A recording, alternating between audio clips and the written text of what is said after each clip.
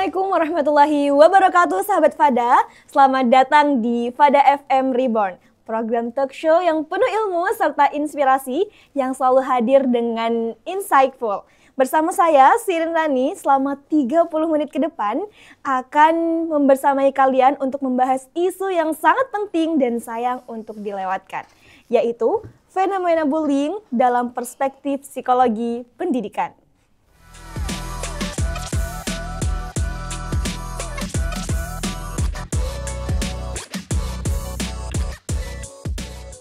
Sahabat Fada, setiap orang pasti pernah mendengar kata bullying. Tapi seberapa dalam kita paham akar dan dampaknya?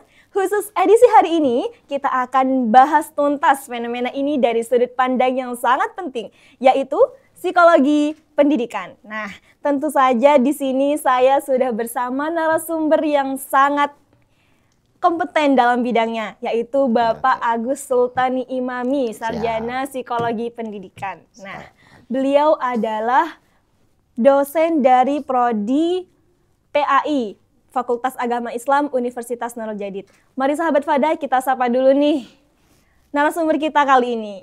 Assalamualaikum Bapak. Waalaikumsalam warahmatullahi wabarakatuh. Sebelumnya Sehat, Pak, alhamdulillah sebelumnya saya bisa panggil jenengan Pak Agus, Pak Sultan, atau Pak Imami nih Pak? Pak Sultan sih. Oke, Pak Sultan ya pemirsa. Nah, Pak Sultan, kita di sini mendapatkan tema yang sangat unik nih Pak, dan sangat sedikit sensitif ya Pak ya, yaitu fenomena bullying dalam perspektif psikologi pendidikan. Ya.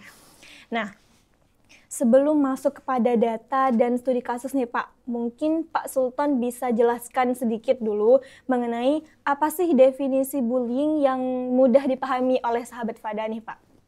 Oke. Bismillahirrahmanirrahim. Jadi bullying itu Mbak Rati, Ya.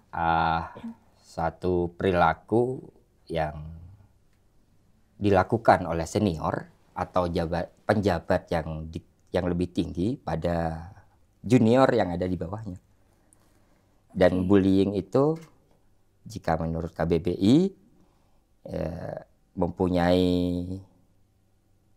resiko rentan kekerasan di fisik, di verbal juga, dan sekarang mulai muncul juga ada cyberbullying.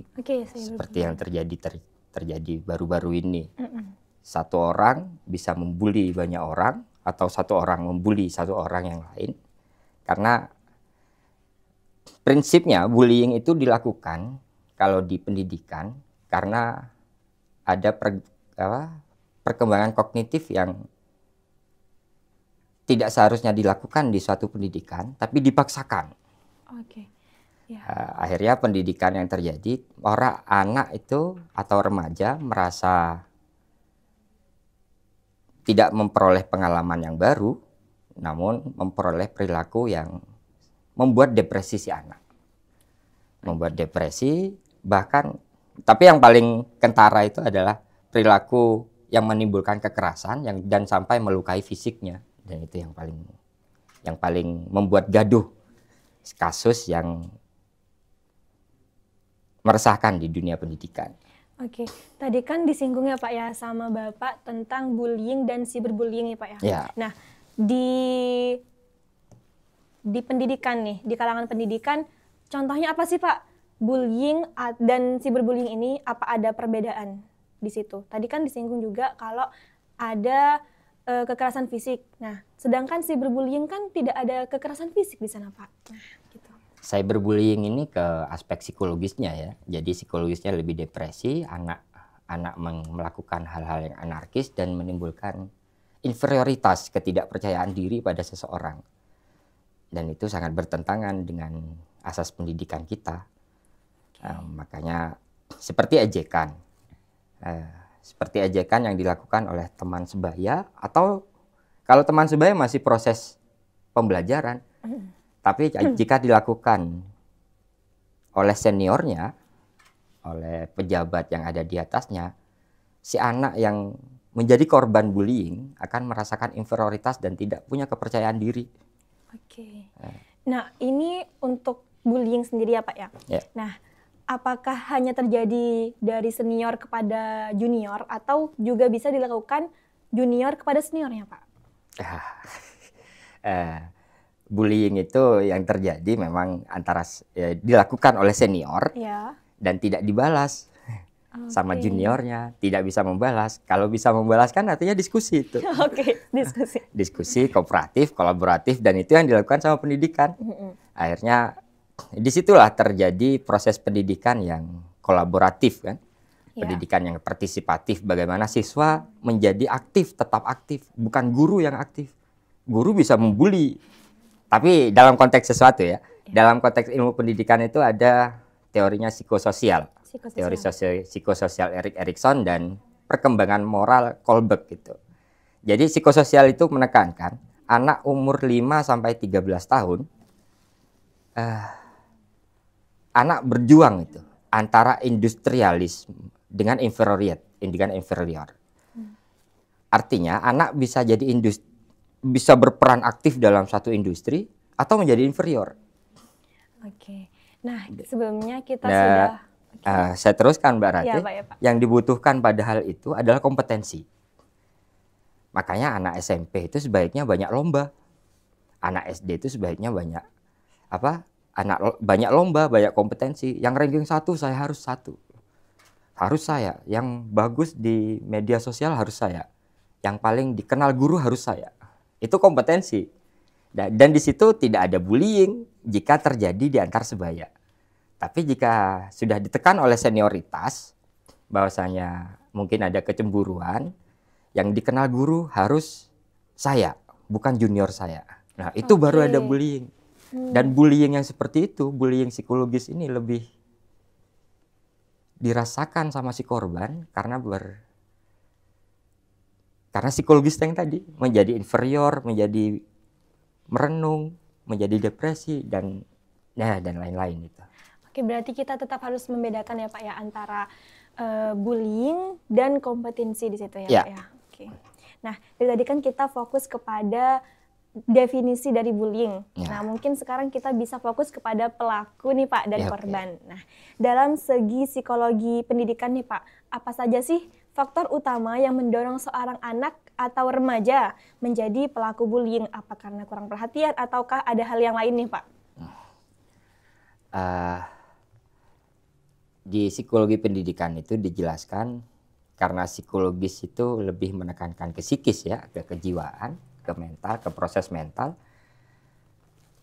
Pendampingan yang intens agar anak tetap menjadi aktif dalam pembelajaran, tetap aktif dalam berpartisipasi dalam belajar, itu hal yang paling inti. Jadi faktor pendukung adanya bullying itu karena hanya lebih banyak mencoba sesuatu untuk menekan orang. Dan yang paling menakutkan jika perilaku bullying itu dilakukan karena defense mechanism.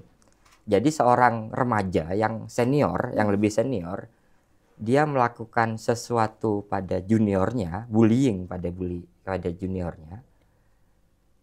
Itu karena dia mempertahankan dirinya, tidak bisa berkompetisi dengan sebayanya senior. Oh iya. Nah, senior sama senior kompetisi nggak bisa, akhirnya dia mekanisme mengalihkan perlakuan anarkismenya pada juniornya. Pelampiasan lah bahasanya. Di psikologi itu ada banyak defense mechanism itu, ada proyeksi, artinya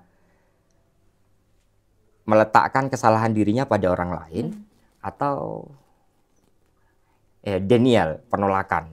Saya bukan orang yang jelek seperti itu, tapi adik saya yang harus saya hapus, yang menjadi Berarti ketika harga dirinya sebaya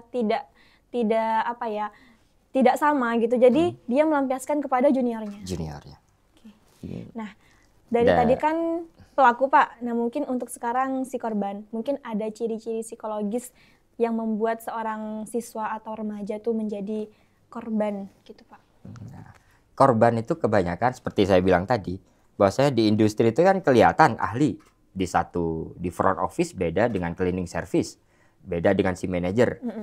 Jika remaja itu mempunyai satu keahlian dan dia mempunyai kebanggaan tersendiri, artinya di masyarakat industri, dia bakal sulit itu dibully.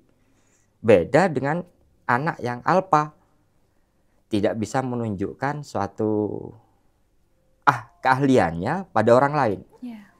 Dia hanya ikut saja, tidak punya pendirian. Akhirnya ya, karena proses remaja itu, kenapa remaja ini sering menjadi korban? Karena remaja itu lebih mementingkan teman sebayanya.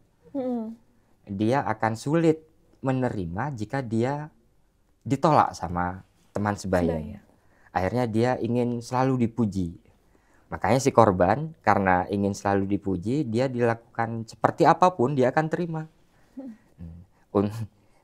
Berbeda dengan anak remaja yang mempunyai keahlian sendiri.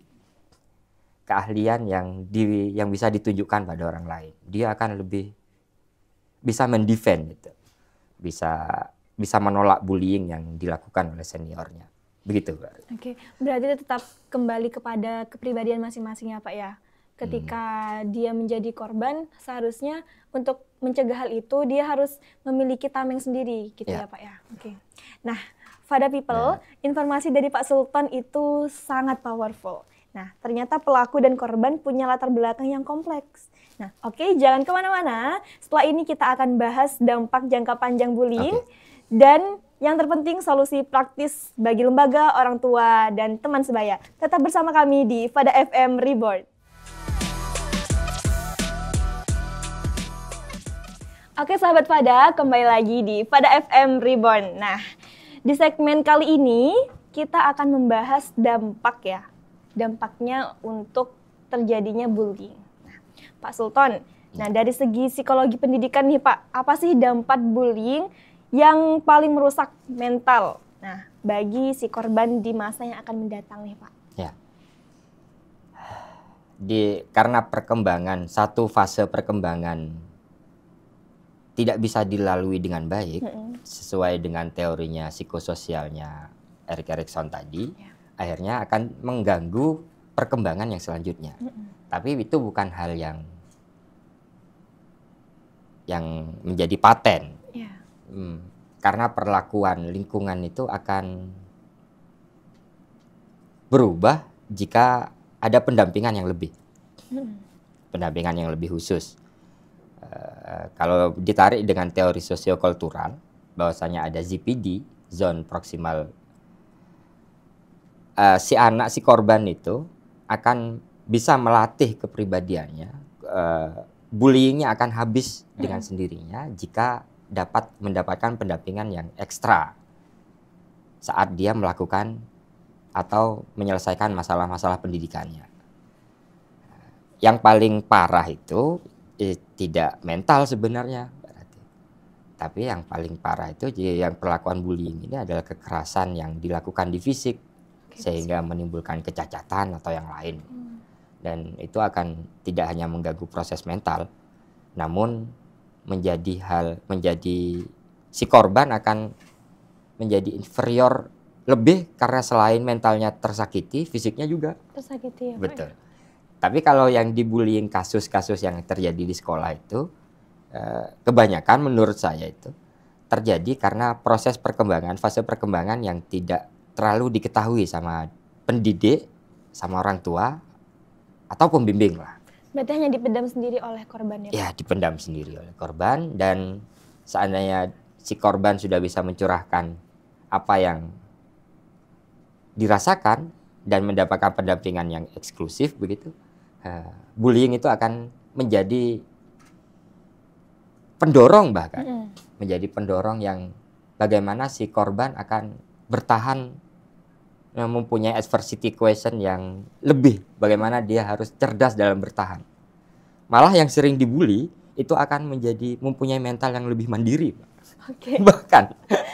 Nah, makanya kalau sudah fisik, karena sudah fisik dan kelihatan, dan itu ada hukumnya kan, ada kriminalitasnya. Makanya di dunia pendidikan itu tidak selalu kita memberikan suatu kenyamanan buat siswa, tapi siswa harus diberi tugas, dan tugas itu harus dinasihatin, harus diberi bimbingan, dan yang namanya bimbingan Bahkan kalau di Islam itu kan anak yang sudah umur 10 tahun meninggalkan sholat kita Harus dipukul pukul ya, Pak? dengan walaupun pukulannya tidak tanpa benci. Iya. Ya pukulannya tanda kutip lah di situ. Dibahas nantilah kalau seandainya teori-teori komunikasi. Ya, boleh. Dan yang paling perlu diperhatikan lagi itu adalah dampak bagi si pelaku. Dampak bagi si pelaku ini lebih sulit penanganannya. Karena pelaku itu merasa seperti yang saya bilang tadi, defense mechanism yang dilakukan dengan memproyeksikan pada kesalahan orang lain, itu akan menjadikan pribadi yang sulit berlapang dada. Disitulah peran agama, disitulah peran pendidikan agama Islam sebenarnya. Ya pendidikan ya secara umumnya, tapi seperti ayatnya fama yuridillahu ayyahdiyahu yashrah sadrahu lil Islam kan. Artinya pelaku bullying itu bukan hanya pendampingan eksklusif, tapi dia harus dimasukin beberapa wawasan yang bisa merubah prinsipnya bahwasanya dia boleh salah dan tidak harus melimpahkan kesalahannya pada orang lain. Iya, Pak ya. Ya.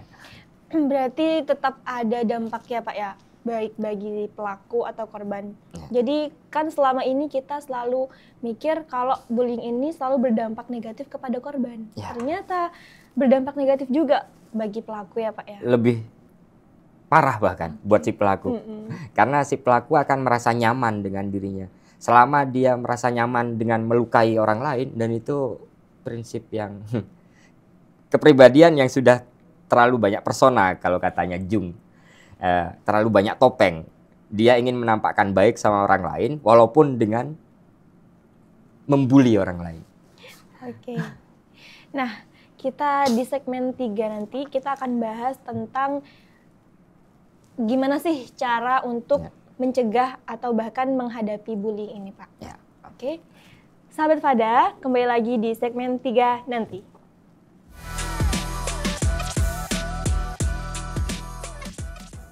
Oke, halo Pak sahabat Fada, kembali lagi bersama Fada FM Reborn. Nah, ini Pak adalah segmen yang paling ditunggu-tunggu sama pemirsa nih Pak. Karena di sini kita akan membahas tentang pencegahan dan pengatasan masalah nih Pak ya. Nah mungkin saya akan mempertanyakan tentang bagaimana sih Pak kita sebagai lembaga, terus orang tua atau bahkan teman sebaya dalam mencegah kasus bullying. Ya.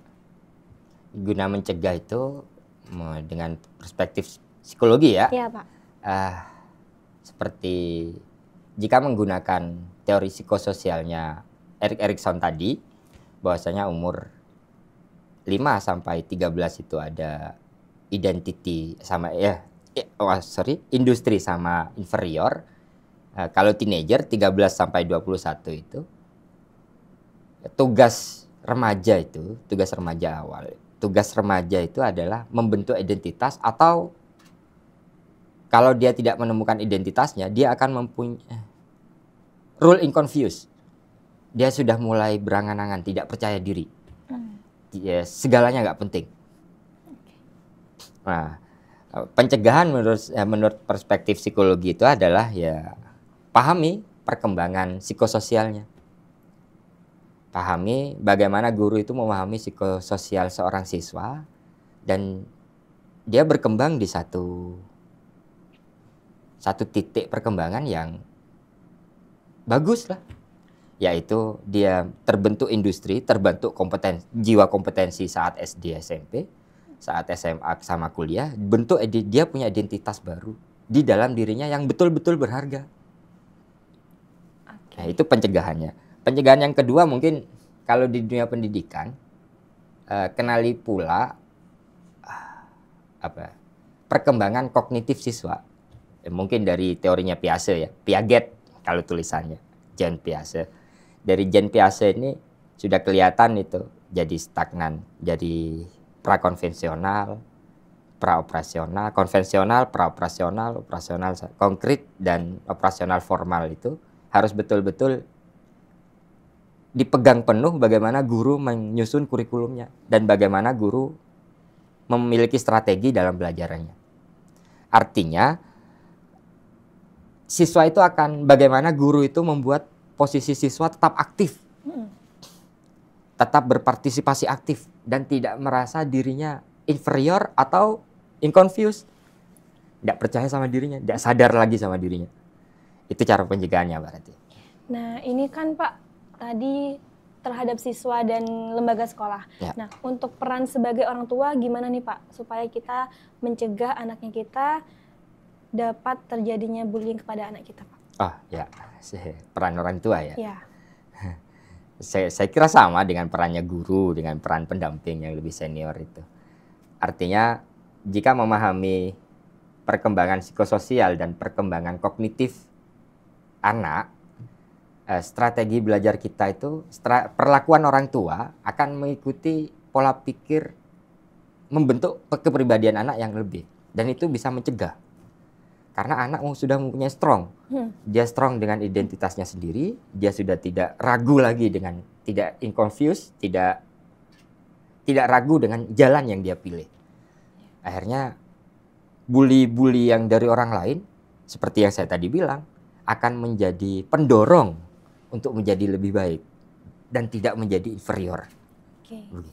Nah, barusan kan tentang pencegahannya, Pak. Nah, sekarang mungkin gimana sih bagaimana cara ketika kita sudah mengalami bullying? Bagaimana caranya untuk mengatasi hal itu, Pak? Gitu. Ya, ini yang paling gampang diucapkan, sulit menerapkan. Ya. Karena korban bullying itu harus mendapatkan interaksi sosial yang lebih. Solusi yang paling indah itu adalah berinteraksi dengan orang lain. Bagaimana si korban bullying ini tidak merasa dikucilkan oleh semua orang. Dia harus percaya bahwasanya dirinya ada. Makanya butuh sapaan, butuh senyuman, tapi di Gen Z jarang. Ya, kalau seandainya di Alpha, kalau seandainya tidak menguntungkan begitu, dia tidak lakukan. Padahal sapaan yang miliknya Nusantara, berpamitan, tersenyum, itu aplikasi kasih sayang yang termanifestasi di interaksi sosial. Dan korban bullying itu membutuhkan itu. Solusinya adalah interaksi sosial. Buat dia aktif berinteraksi dengan siapapun. Apalagi bisa dilakukan oleh si pelaku, berinteraksi dengan si pelaku akan menjadi, kalau dibilang itu apa ya? Kalau di dunia keluarga itu akan lebih romantis. Karena perbedaan yang saling perbedaan lantas dirubah menjadi, kalau bahasanya Islam tadi, yashrah sadra bil Islam. Akhirnya ada kelapangan bagaimana si pelaku dengan si korban akan saling menerima perbedaan dan saling melengkapi. Wah, tambah keren itu. Tapi yang paling penting solusinya adalah interaksi. Buat pendamping, mungkin kakak OSIS, mungkin pendamping yang di seniornya, pramuka atau PMR, organisasi-organisasi di pendidikan, intra maupun ekstra, dia akan membuat solusi anak yang jadi korban bullying akan menjadi lebih ternilai lah, lebih bernilai kehidupannya. Dan itu lambat laun akan biasa-biasa aja. Berarti seharusnya antara pelaku dan korban tidak semakin dijauhkan ya Pak? Tidak dijauhkan. Justru semakin dicari cara untuk didekatkan ya Pak ya? Ya, Oke. Bagaimana berinteraksi dengan lebih begitu. Ya, silakan sapa, silakan senyum, silakan salam, silakan galakan itu. Terima kasih. Nah, sahabat Fada, pembahasan dari tadi, dari yang mulai definisi, dampak, bahkan sampai segmen sekarang yaitu pencegahan dan pengatasan bullying, itu benar-benar spektakuler karena di sisi lain kita antara pelaku dan korban sama-sama membutuhkan interaksi ya Pak ya. Seharusnya memiliki interaksi yang lebih untuk semakin mendekatkan gitu, untuk saling memaafkan ya Pak ya. Saling memaafkan. Oke. Saling berlapang dada jelasnya Mbak. Saling melapang dada. Sahabat Fada, itu dia perbincangan spesial kali ini dari Fada FM Reborn. Terima kasih sudah mendengarkan. Jangan lupa untuk selalu sebarkan energi positif. Sebelumnya terima kasih banyak ya terima Pak ya. Terima kasih Mbak Rati, terima kasih. Semoga sahabat Fada di rumah ataupun dimanapun berada bisa lebih menyuarakan untuk menolak bullying nih Pak. Amin. Oke, sahabat Fada. Sampai jumpa, saya undur diri. Wassalamualaikum warahmatullahi wabarakatuh. Waalaikumsalam warahmatullahi wabarakatuh.